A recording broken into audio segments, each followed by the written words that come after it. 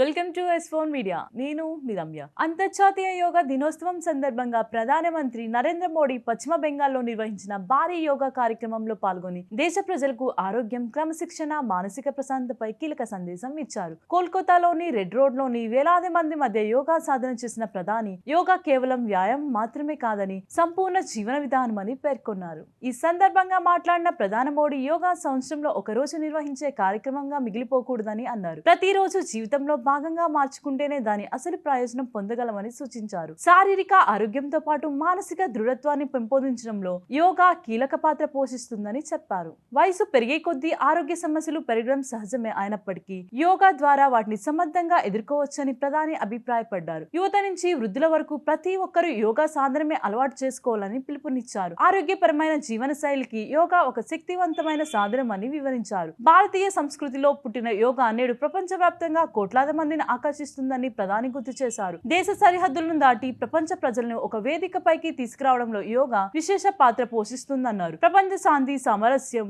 మానవ సంక్షేమానికి కూడా ఇది ఒక మార్గం అని చెప్పారు. అలాగే యోగా కేవలం శరీరాన్ని ఫిట్ గా ఉంచడమే కాకుండా మనసుని ప్రశాంతంగా ఉంచే సాధనమని ప్రధాని వివరించారు. ఒత్తిడి, ఆందోళనతో నిండిన ఆధునిక జీవన విధానంలో యోగా మరింత అవసరమైందని పేర్కొన్నారు. ఆరోగ్యవంతమైన సమాజం నిర్మాణానికి ప్రతి ఇంట్లో యోగా సంస్కృతి పెరగాలని, యోగా ఒక రోజు కార్యక్రమం కాదు, జీవితాంతం కొనసాగాల్సిన ప్రయాణం అని ప్రధాని మోడీ పిలుపునిచ్చారు. ఈ యోగా దినోత్సవ వేడుకలు దేశవ్యాప్తంగా ఉత్సాహంగా జరగగా లక్షలాది మంది ప్రజలు యోగా కార్యక్రమంలో పాల్గొని ఆరోగ్యకరమైన జీవన విధానాన్ని మద్దతు తెలిపారు.